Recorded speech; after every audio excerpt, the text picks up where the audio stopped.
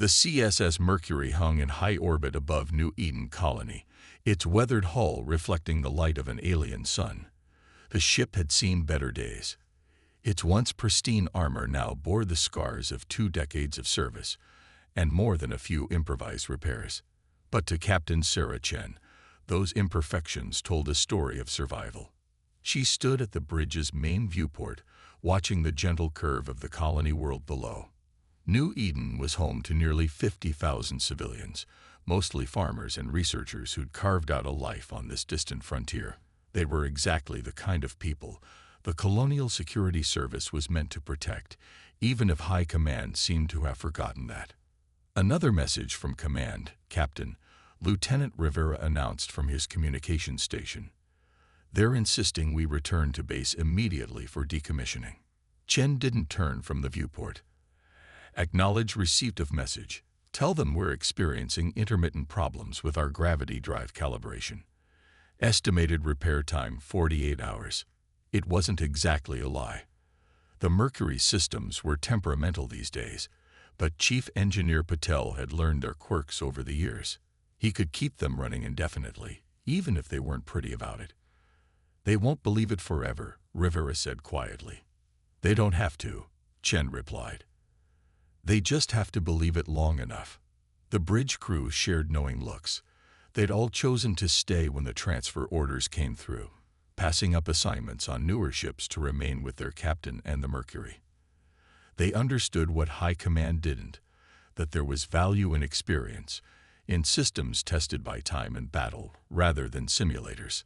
The ship's aging sensor array pinged, drawing Chen's attention to the tactical display. At first glance, it appeared to be nothing more than background radiation, the kind of cosmic noise that newer systems would automatically filter out. But Chen had learned to trust the Mercury's quirks. Tactical. Run a low-band frequency scan of Grid Sector 7.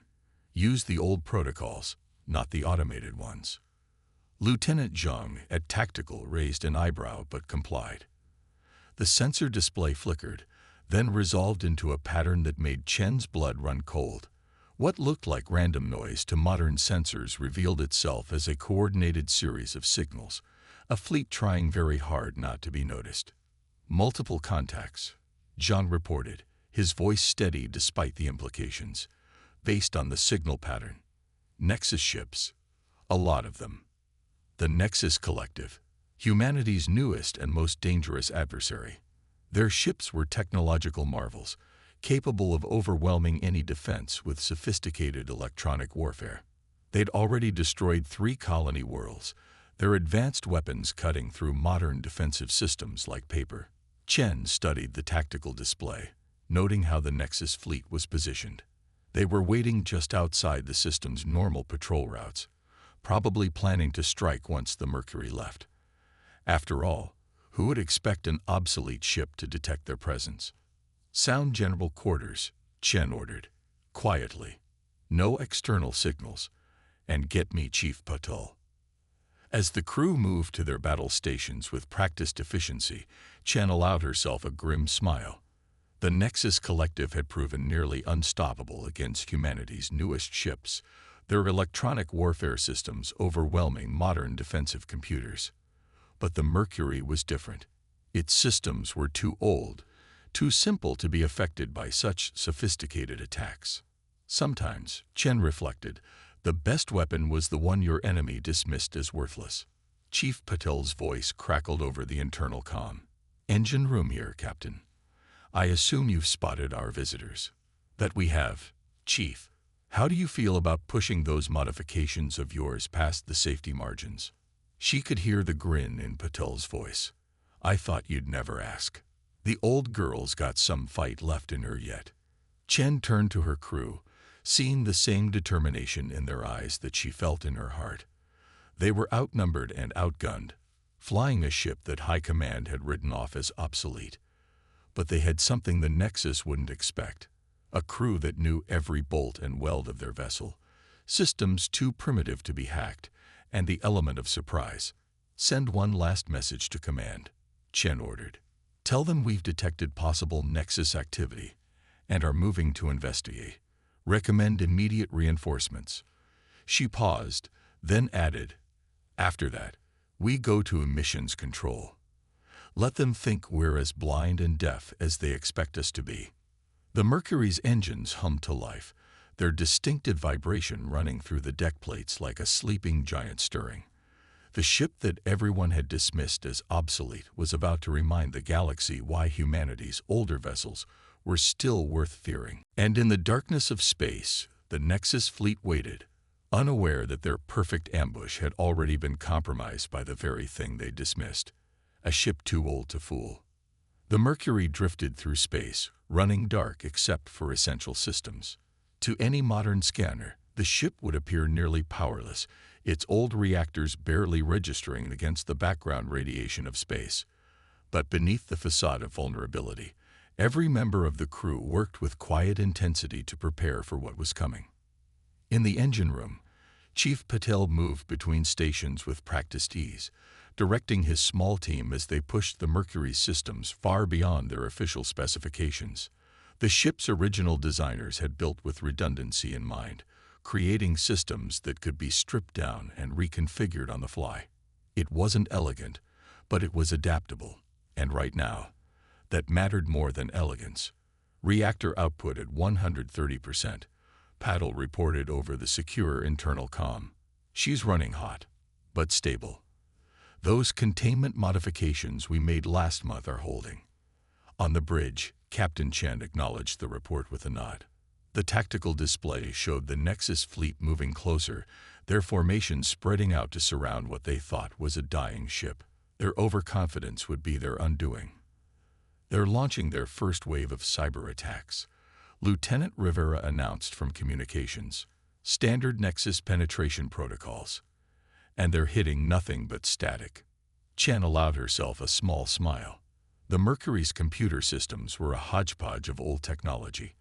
Optical processors that couldn't be quantum-hacked, hardwired circuits that were immune to wireless intrusion, and mechanical backups that could run the entire ship if necessary. The Nexus's sophisticated electronic warfare simply had nothing to latch onto. "They're getting frustrated," Zhang reported from Tactical. "Energy readings suggest they're powering up their main weapon systems. Looks like they're done trying to hack us." "Good," Chen said. "Let them come in close. Make them think we're helpless." The first Nexus shot was meant to disable a precise beam of energy that would have overwhelmed any modern shield system. But the Mercury's defenses were anything but modern. The old deflector screens, reinforced by Patel's modifications, scattered the beam into harmless light. Shield efficiency at 95%. Lieutenant Park reported from operations, surprise evident in her voice. "Their weapons, they're not calibrated for our old-style deflectors." Chen had suspected as much. The Nexus had optimized their weapons to defeat the latest human shield technology, never considering they might face something older. It was a blind spot born of arrogance, the assumption that newer always meant better. "Multiple ships moving into attack position," Zhang announced. "They're surrounding us. Hold position," Chen ordered. "Let them think they have us." The Nexus ships closed in, their sleek forms contrasting sharply with the Mercury's weathered hull. They were beautiful vessels, Chen had to admit, all smooth lines and advanced technology. But beauty wasn't the same as effectiveness. "Energy spike," Zhang called out. "They're launching a coordinated strike." "Now, Mr. Zhang," Chen ordered, "show them what old technology can do." The Mercury's weapon systems came alive, but not in the way the Nexus expected. Instead of the precise, computer-guided shots they were prepared to defend against, the Mercury unleashed a barrage of unguided projectiles. Simple kinetic rounds accelerated to relativistic speeds by magnetic launchers. The Nexus ship's advanced shields, designed to stop energy weapons and guided missiles, struggled to cope with the primitive assault. Two vessels disappeared in expanding clouds of debris before their commanders could react. "They're trying to regroup," Zhang reported, excitement creeping into his voice. "Their formations breaking up." "Launch our drone swarm," Chen ordered. Another surprise emerged from the Mercury's hull, dozens of small, automated craft. But unlike modern combat drones with their sophisticated AI and quantum communications, these were simple remote-controlled units running on basic radio signals. The Nexus's jamming technology, designed to overwhelm modern command networks, had no effect on such rudimentary systems. The drones swarmed through the Nexus formation, their erratic movements confusing enemy targeting systems calibrated for more predictable flight paths. Where modern drones would have tried to coordinate their attacks through central control, these operated independently, each following basic attack patterns that proved surprisingly effective against ships unused to such chaos. "Their flagship is pulling back," Rivera reported. "They're broadcasting orders to regroup. Wait." He paused, listening intently. "Captain, they're calling for reinforcements. They're telling their command that our primitive technology is immune to their standard tactics." Chen nodded grimly. The element of surprise had given them an advantage, but it wouldn't last.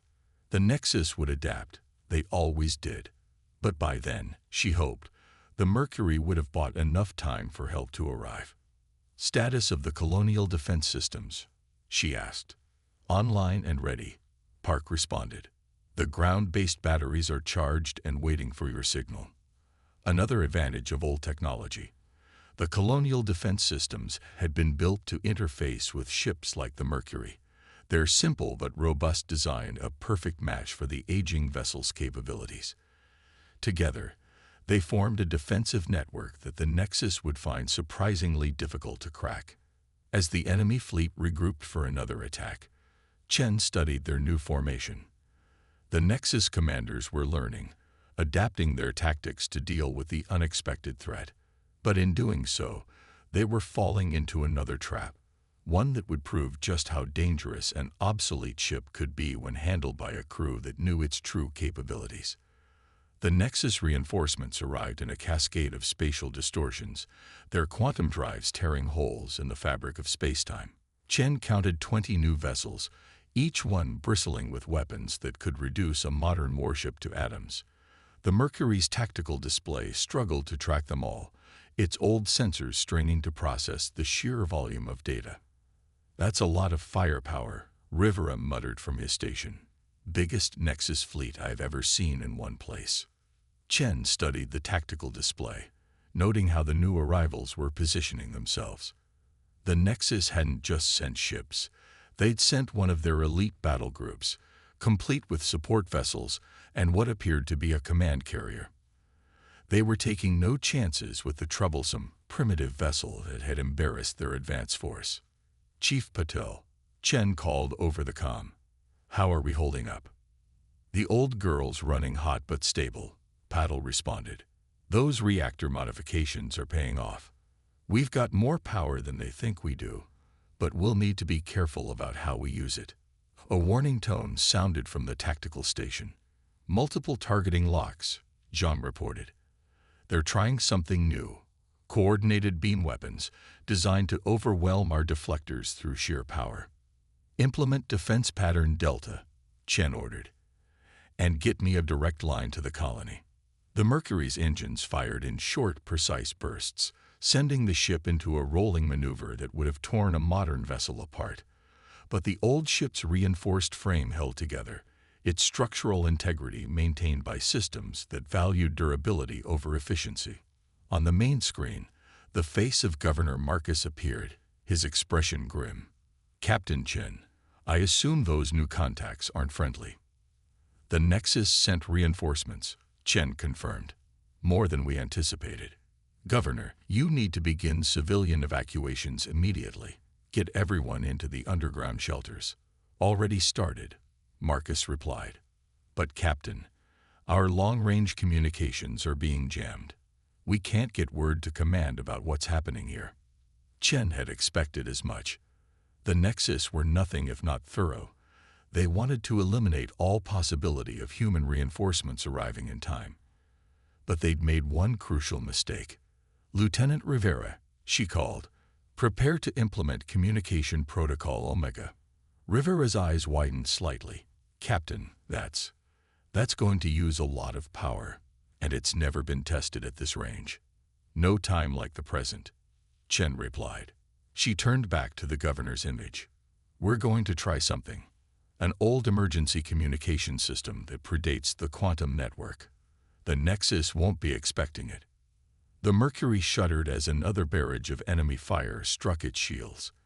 This time, some of the energy leaked through, leaving scorch marks on the hull. The Nexus were learning, adjusting their weapons to better affect the older defensive systems. Power spike in their command carrier, John reported. They're deploying some kind of new weapon system. The tactical display showed an ominous reading, a buildup of energy unlike anything in their database. Whatever the Nexus had brought to this fight, it was specifically designed to deal with ships like the Mercury. Chief Patel, Chen called. We need everything you can give us for the next few minutes. Divert power from non-essential systems. Already on it, Patel responded. But Captain, if we push any harder, we risk a core breach. The containment fields weren't designed for this kind of stress. Chen watched as the Nexus fleet moved into an attack formation she'd never seen before. Their ships linked energy fields, creating a web of power that seemed to pulse with malevolent purpose. This wasn't just about destroying one troublesome ship anymore. They were planning to make an example of the Mercury. Governor Marcus, Chen said, her voice steady despite the situation.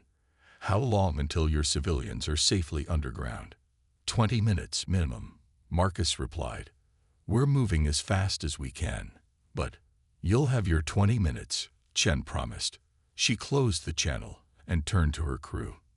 Ladies and gentlemen, what we do in the next 20 minutes will determine the fate of 50,000 civilians. We're outnumbered, outgunned, and exactly where we need to be. The bridge crew straightened in their seats, their expressions showing a mixture of fear and determination. They all understood what was at stake and what their captain was asking of them. Lieutenant Rivera, begin Protocol Omega. Lieutenant Zhang, plot firing solutions for the colonial defense batteries. Lieutenant Park, reroute all available power to the primary systems. Chen's voice carried the weight of command, but also something more, absolute confidence in her crew and her ship.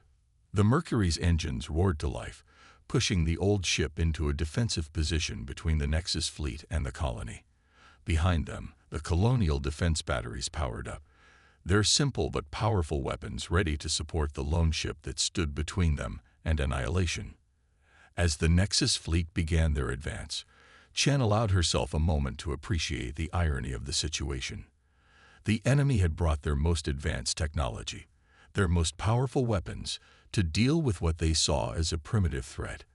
But in doing so, they'd revealed just how much they feared what they didn't understand.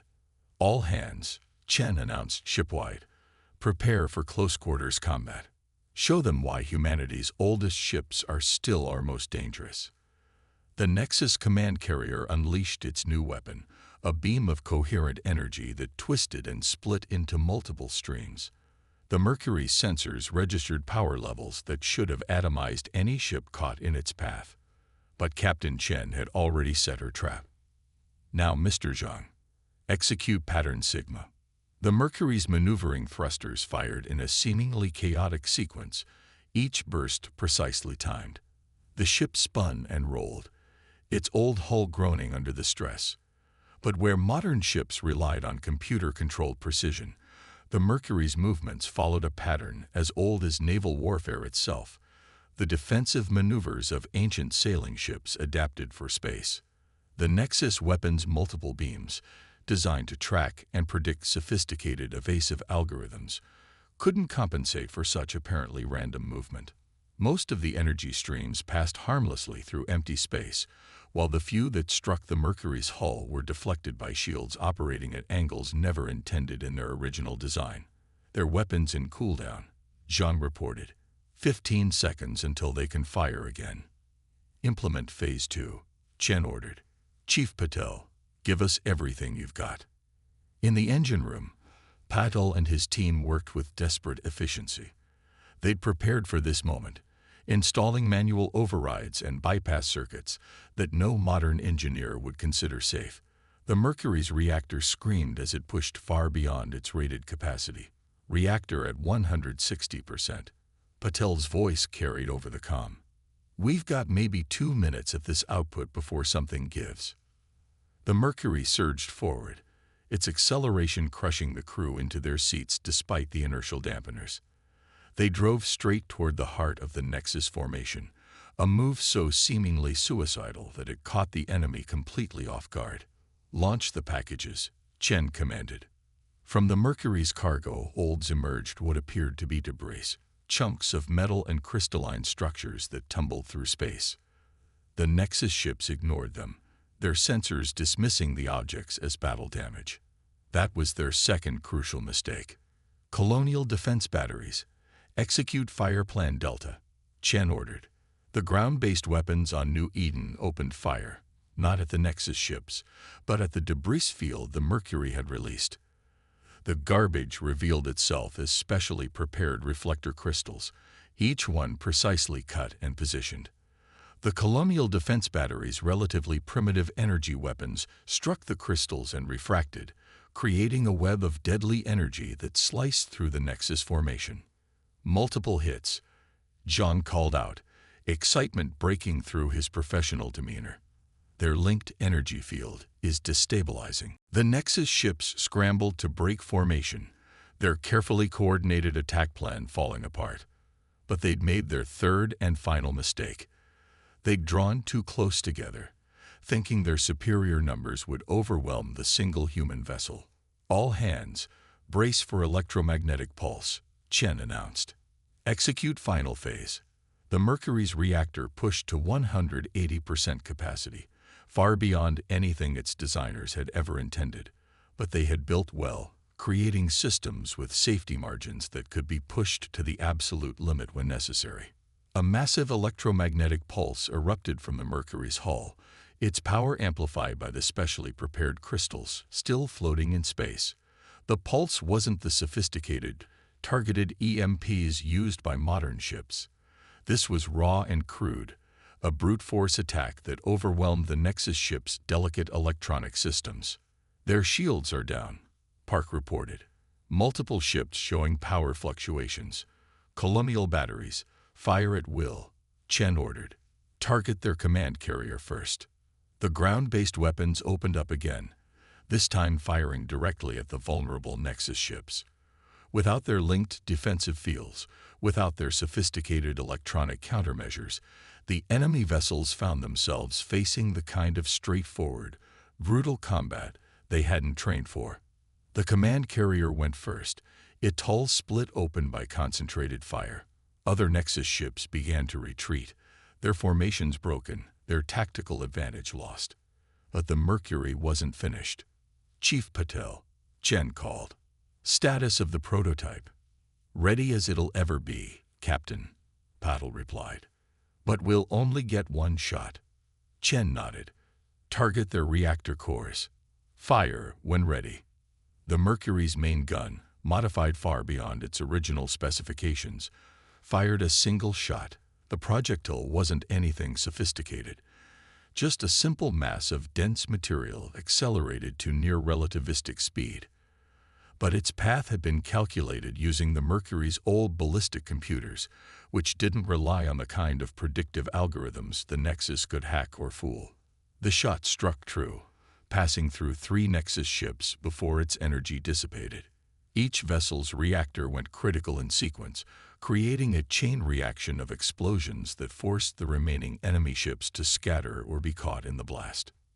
Nexus fleet is in full retreat, Jean reported, his voice hoarse. Reading multiple emergency jumps. They're running. The bridge crew cheered, but Chen kept her focus on the tactical display. The Mercury had won, but the victory had cost them dearly. The ship's systems were redlined across the board, and warning indicators showed structural damage throughout the hull. Governor Marcus, Chen called. Status of the evacuation. Complete, Marcus replied, relief evident in his voice. All civilians are secure. Captain, I don't know how to thank you. Just make sure command knows what happened here, Chen said. They need to understand that sometimes the old ways are still the best ways. As emergency teams began assessing the damage and medical staff treated the injured, Chen allowed herself a small smile. The Mercury had been written off as obsolete, scheduled for decommissioning. Instead, it had just saved 50,000 lives and taught the Nexus a lesson they wouldn't soon forget. The ship's ancient hull creaked and groaned, bearing its battle scars with dignity. It wasn't pretty, it wasn't sophisticated, but it had proven something important. In the right hands, with the right crew, even the oldest weapon could become the deadliest. 3 days after the battle, the Mercury still orbited New Eden, its scarred hull a testament to the ferocity of the fight. Emergency repairs had restored basic functionality, but the ship bore its wounds proudly. Each burn mark and twisted plate told a story of survival against impossible odds. Captain Chen stood in the ship's observation deck, watching as colonial security reinforcements finally arrived. 6 modern warships dropped out of quantum space, their pristine hulls gleaming in the starlight. They were everything the Mercury wasn't: new, sophisticated, and utterly untested in real combat. Admiral Rogers is requesting permission to come aboard, Rivera reported over the comm. He says he wants to see this miracle ship for himself. Chen smiled slightly. Grant permission. Have Chief Patil meet us in the main hangar bay. I think the Admiral needs to understand exactly what happened here. The Admiral's shuttle landed smoothly in the Mercury's battle-scarred hangar. Rogers emerged wearing an immaculate uniform, his expression a mixture of disbelief and curiosity as he took in the obvious damage, and the equally obvious fact that the ship was still functioning. Captain Chen, he greeted her formally. Your message about the Nexus fleet. I have to admit, we thought it was an exaggeration. But the orbital debris field tells quite a story. The debris tells only part of it, Admiral, Chen replied. Chief Patel can explain the rest. She gestured to her engineer, who stood proudly next to a dismantled section of the ship's defensive systems. Patel launched into an explanation, showing how they'd modified the Mercury's old technology to counter the Nexus's advanced weapons. He spoke of reflector crystals salvaged from outdated communications arrays, of mechanical computers that couldn't be hacked, of analog backup systems that had proven more resilient than their digital counterparts. The Nexus never expected it, Patel concluded. Their entire tactical doctrine is built around overwhelming modern defense systems. They had no protocols for dealing with technology they considered obsolete. But the cost, Rogers protested, gesturing at the damaged hull plates and burned-out systems. Your ship is barely holding together. A modern vessel would have been hacked and destroyed in the first 5 minutes. Chen interrupted firmly. Admiral, we've recovered data from the Nexus debris. Their electronic warfare capabilities are far beyond what we thought. They can penetrate any modern computer system, no matter how well defended. But they can't hack mechanical switches. They can't overwhelm analog circuits. They can't predict tactics that predate their strategic algorithms. Rogers frowned, but Chen could see the realization dawning in his eyes. You're suggesting we've made ourselves vulnerable by relying too heavily on advanced technology. I'm suggesting that we need both, Chen replied. The Mercury survived because it combined old technology with new ideas, because we understood our systems well enough to push them beyond their limits safely, because sometimes the simple solution is the best solution. The Admiral walked to a viewport, watching as repair crews worked on the Mercury's hull. Command was going to decommission all ships of this class, he said quietly. We thought they were too expensive to maintain, too outdated to be useful. And now? Chen asked. Now? Rogers turned back to face her. Now I'm going to recommend we not only keep them in service, but establish a program to study their systems, to understand how they did what our newest ships couldn't do. He paused. The Nexus will be back, and they'll be ready for these tactics next time. Good, Chen said with a fierce smile. Let them prepare for what we did here. We'll have something new ready for them, something old made new again. The Mercury story spread quickly through the Colonial Security Service. Other captains of older ships began experimenting with their systems, finding ways to combine primitive technology with modern innovations. Training programs were revised to include retrograde warfare tactics, teaching crews how to fight when their advanced systems were compromised. A month later, Chen stood on her bridge again, watching as dock workers finished the last of the Mercury's repairs. They hadn't just restored the ship to its original specifications. They'd incorporated some of Patel's modifications into the official design, creating a hybrid of old and new technology that would serve as a template for future upgrades. New orders from Command, Captain Rivera announced. We're to remain on patrol in the New Eden sector. They're calling us uniquely qualified for frontier defense. Chen nodded, satisfaction evident in her expression. The Mercury had earned its place, not despite its age, but because of it. The ship that everyone had written off as obsolete had become a symbol of humanity's greatest strength. The ability to adapt, to find unexpected solutions, to turn supposed weaknesses into decisive advantages. Status of ship systems, she asked. All systems operational, Captain Park reported. Chief Patel says the new modifications are performing better than expected. Then let's show the frontier what this old ship can really do, Chen said, settling into her command chair. Set course for the outer patrol route. The Nexus are still out there, and they need to learn that humanity's oldest ships are often our most dangerous ones. The Mercury's engines hummed to life, their distinctive sound a reminder that some things improved with age. As the ship moved away from the repair dock, its renewed hull gleaming in the starlight, Chen thought about all the other obsolete vessels in the fleet. They weren't relics to be discarded. They were weapons waiting to be rediscovered, crewed by people who understood that victory didn't always go to the most advanced fighter, but to the one who best understood their own strengths. The stars stretched out before them, full of both danger and possibility. The Mercury had started a revolution in military thinking, proving that the future of warfare might sometimes lie in its past. And somewhere out there, the Nexus were preparing for their next encounter with humanity's forces.